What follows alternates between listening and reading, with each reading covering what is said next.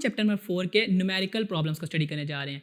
अब मैं one by one करके सारे न्यूमेरिकल समझाऊंगा और आपने उनको समझना है, क्या क्या आपने स्टेप्स फॉलो करने हैं और किस तरह आपने पेपर में इनको अटैम्प्ट करना है। तो आए स्टार्ट करते हैं 4.1 से। आपके पास न्यूमेरिकल है, find the resultant of the following forces 10 newton along x axis, 6 newton along y axis and 4 newton along negative x axis. और आपको याद है कि इस तरह की हम एक एग्जाम्पल भी सॉल्व करके आए हैं। तो आपके रेफरेंस के लिए मैं एक रेक्टेंगुलर कोऑर्डिनेट सिस्टम बना देता हूँ और उसके बाद फिर मैं रिजल्टेंट ड्रॉ करके फाइंड भी कर लूँगा। इसमें ये एक्स एक्सिस है और ये वाई एक्सिस है, जिसमें ये पॉजिटिव एक्स एक्सिस, ये नेगेटिव एक्स एक्सिस और ये नेगेटिव वाई एक्सिस को शो कर रहा है। आपके पास जो पहला वेक्टर है वो 10 न्यूटन अलॉन्ग एक्स एक्सिस है।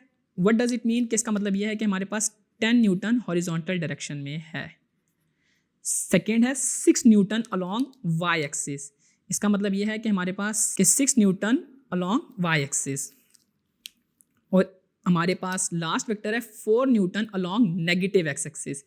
इसमें हमारे पास डायरेक्शन कुछ इस तरह होगी और ये हमारे पास 4 न्यूटन इसका मैग्नीट्यूड है।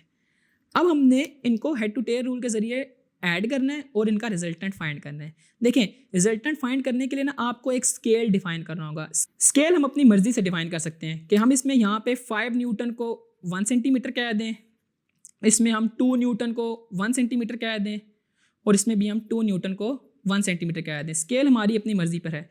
तो आए अब इसको ड्रॉ करते हैं। ड्रॉ आपने इसी तरह करना है कि सबसे पहले आपने फर्स्ट वेक्टर ड्रॉ करना है जो कि 10 न्यूटन है, फिर आपने सेकंड वेक्टर ड्रॉ करना है जो कि 6 न्यूटन है, और आपने फिर थर्ड वेक्टर जो कि नेगेटिव डायरेक्शन में है 4 न्यूटन।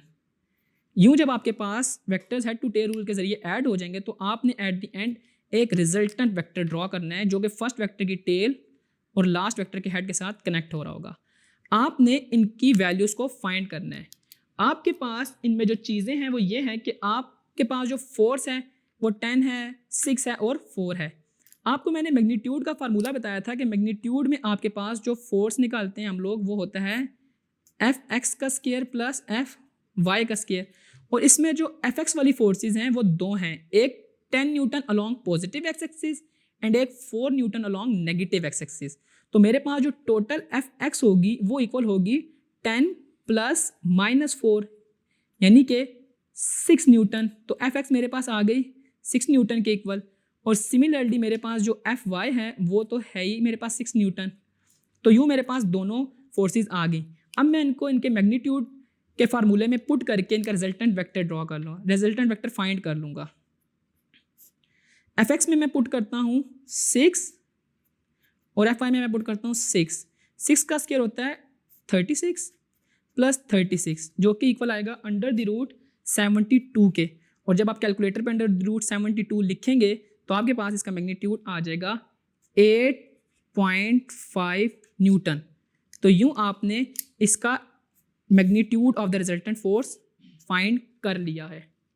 और अब इसकी हमने डायरेक्शन भी निकालनी है। डायरेक्शन से मुराद है मेरा एंगल जो हम इस जगह पे ड्रॉ हो रहा है। तो उसके लिए हम क्या करेंगे, अपनी जो एफ वाई और एफ एक्स को यूज़ करेंगे। फार्मूला हमारे पास सिमिलरली वही है कि angle is equal to tan inverse of F Y over F x.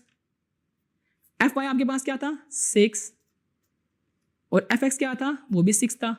तो 6 और 6 आपस में कट जाएंगे तो पीछे रह जाएगा 1।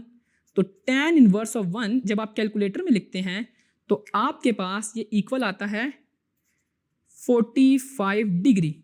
तो यूं आपके पास रिजल्टेंट फोर्स का मैग्नीट्यूड और डायरेक्शन दोनों आ गई। तो आपने यही करना है कि इसका सबसे पहले फोर्सेस को हेड टू टेल रूल के जरिए ऐड कर लें और उसका मैग्नीट्यूड फाइंड कर लें और एट द एंड उसकी डायरेक्शन निकाल लें जो जो गिवन फार्मूलाज हैं उनके जरिए।